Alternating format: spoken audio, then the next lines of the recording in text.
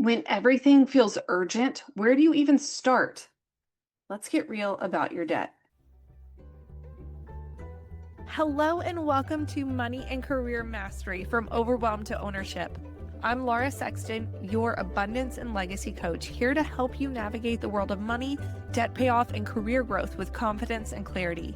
If you're ready to break free from overwhelm, create a budget that aligns with your values, and design a legacy that empowers future generations, you're in the right place. Hey, accelerators. I want to talk to you today about debt and how to triage the situation.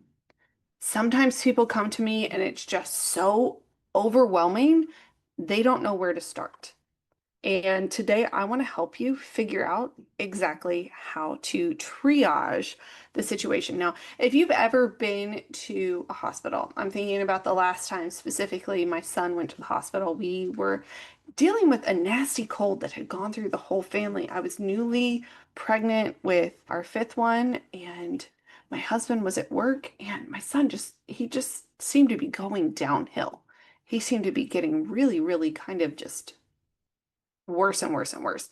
And I finally got him to go to sleep. His fever was starting to come down a little bit, but then his fever spiked. I got him to go to sleep with cold compress on his forehead.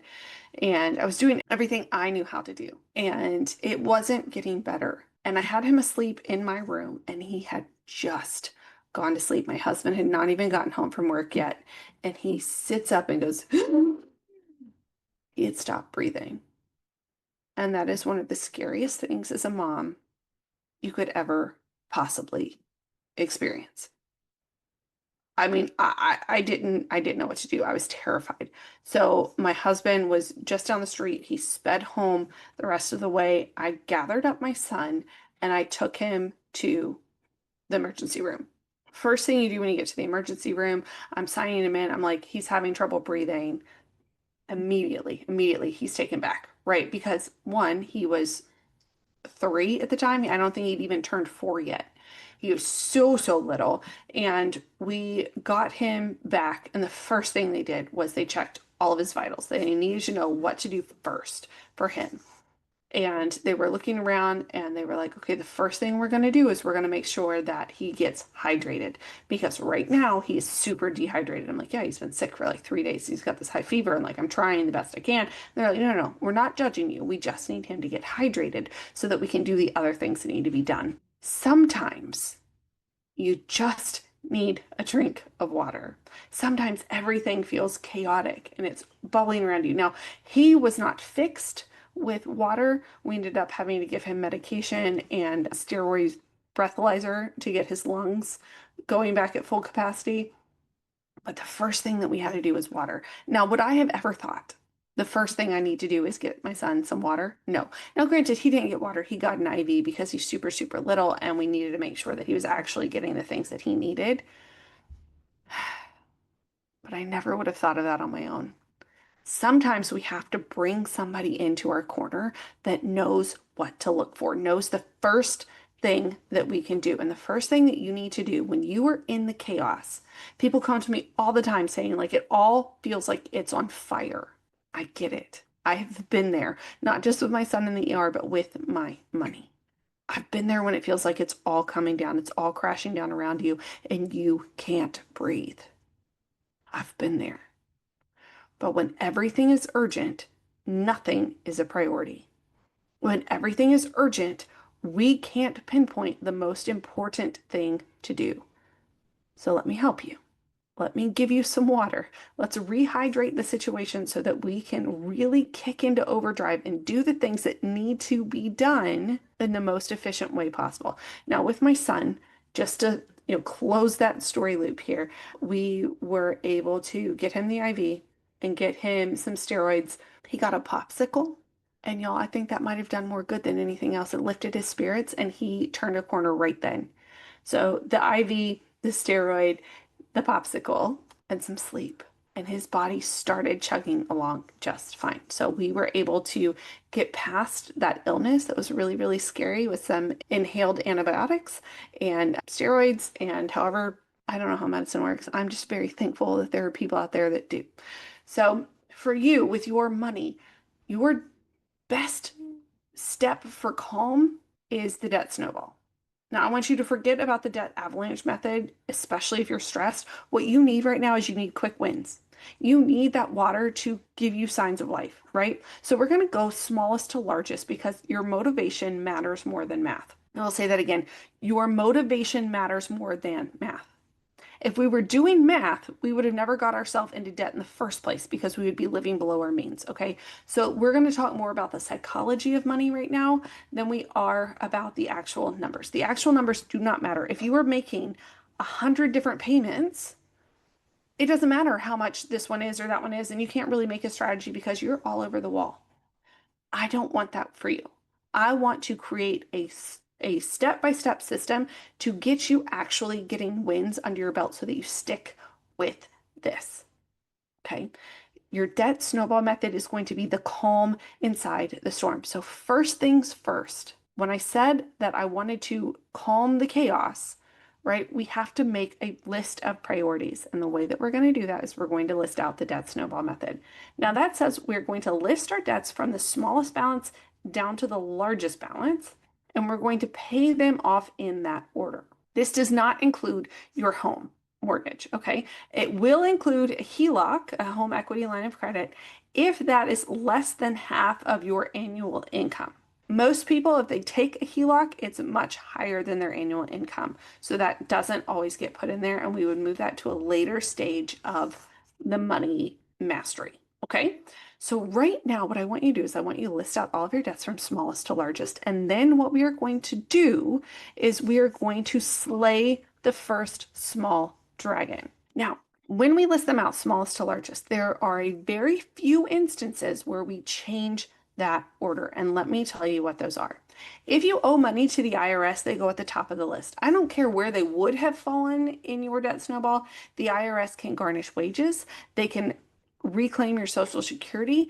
They have all of these powers to make your life miserable. Okay?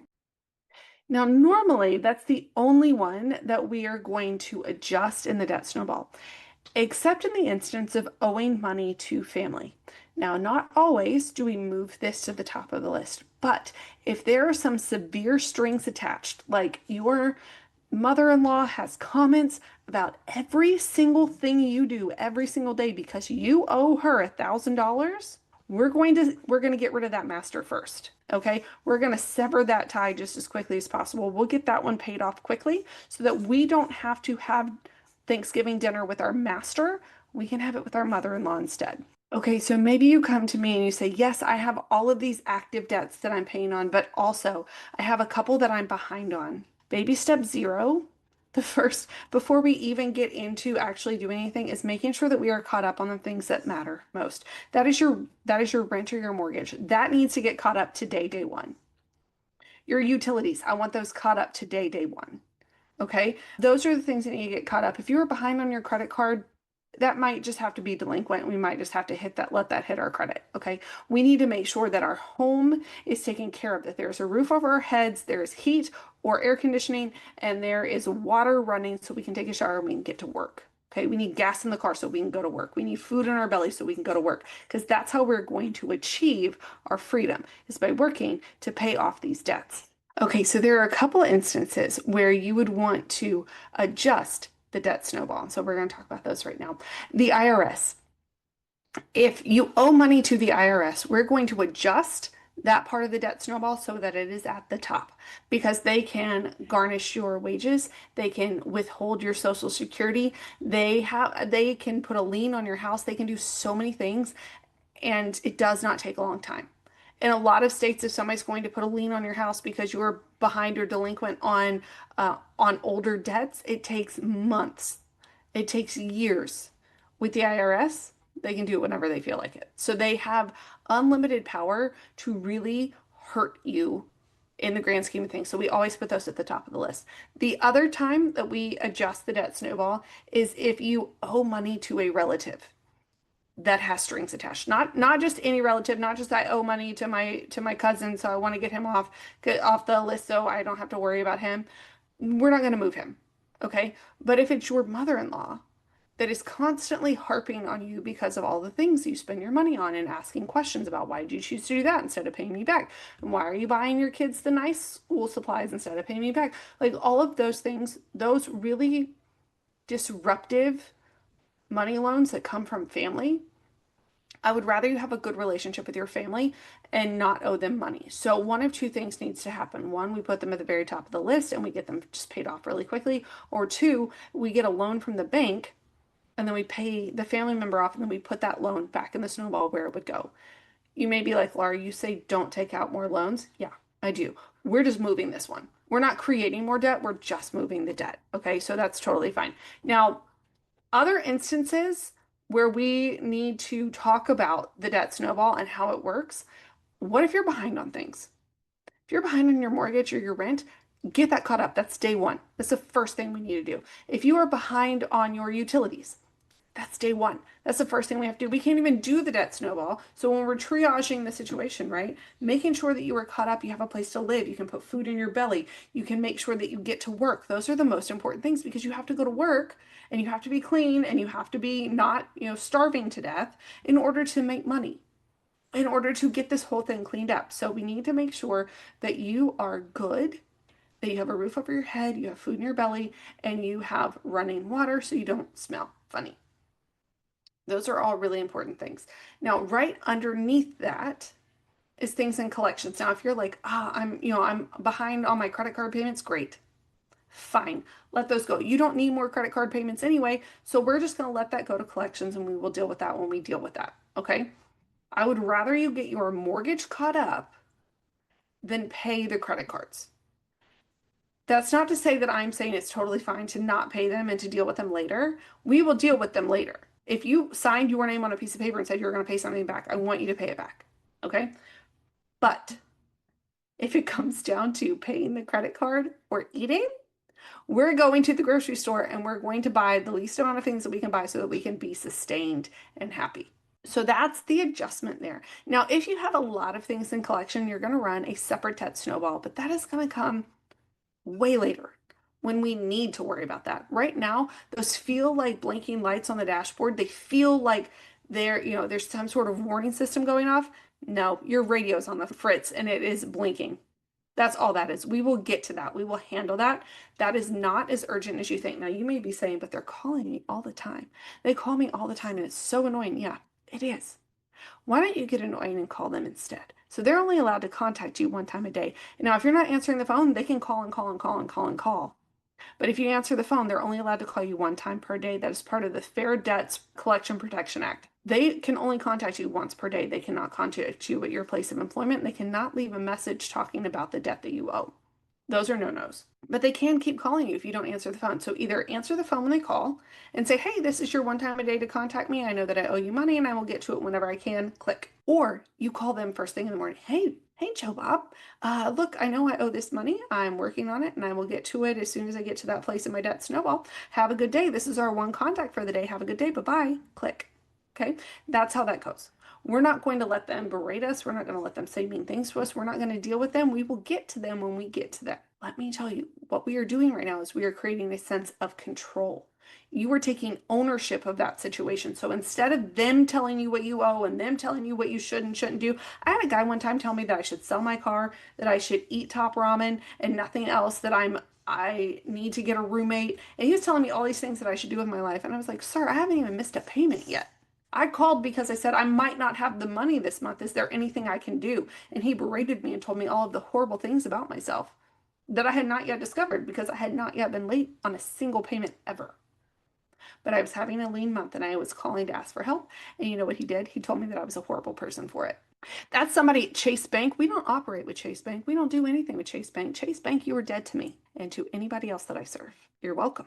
Also not sponsored. Will never be a sponsor because they will always be looking at their customers as a number and not as people. So anyway, that's my hatred for Chase Bank. I also despise Bank of America and Wells Fargo in case you were keeping track. We are trying to give you a sense of ownership. That's what's going to cause calm in the chaos. We're not just going to let our money happen to us anymore. We are happening to our money. We are not just going to let our payments happen to us anymore. We are going to happen to our payments. Our debtors are no longer in charge. We are.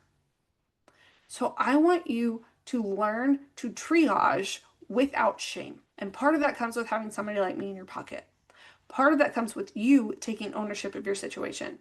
You are not a failure, you are a fighter. And now we need to build a plan that puts you in control. That is it.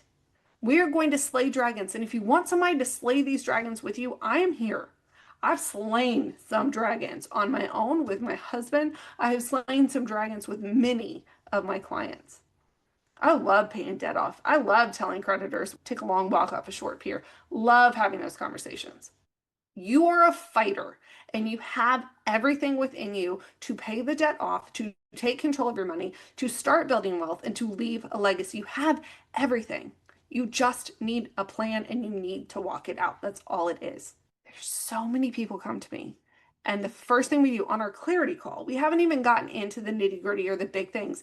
And somebody comes to me and they're like, yeah, I have all these debts. And they list them out for me. And one of them's like $179. We pay that off before we get off the clarity call. I don't even need the rest of your numbers. Find the $179 in your account and pay it off. Make that one go away. Start with a small one. I promise you, start with the small ones, let it build. Start your minimum payments will go rolling, rolling, rolling down the hill. And eventually, if you're anything like me, you're going to start putting $1,200 a month. That was doing minimum payments towards 8 different things. You're now putting $1,200 a month to the next thing, $1,200 a month to the next thing, and it's $1,500 a month, and it's $1,800 a month.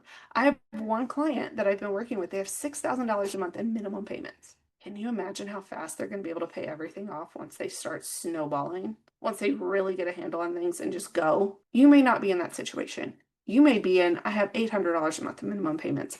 Let's build a strategy. Let's go. If your debt is robbing you of sleep, if it's robbing you of your peace, if it's robbing you of your freedom, it's time for a strategy. I've got 7 budget deep dive spots open for August. Look, there's no pressure, but there's also no discount. This is your last chance before my prices go up in September. So if you want to get in on this, if you want to apply for a budget deep dive session, or you're like, I just want to get straight into coaching, email me hello@accelerateyourlegacy.com or send me a DM on Instagram. I'm there. I want to have a conversation with you. I want to get started. You can even jump into our free Facebook group, Legacy Builders Network with Laura Sexton, and I will have all of that down in the show notes. All right, my accelerators, you know what to do. Go out, slay some dragons, and make a difference.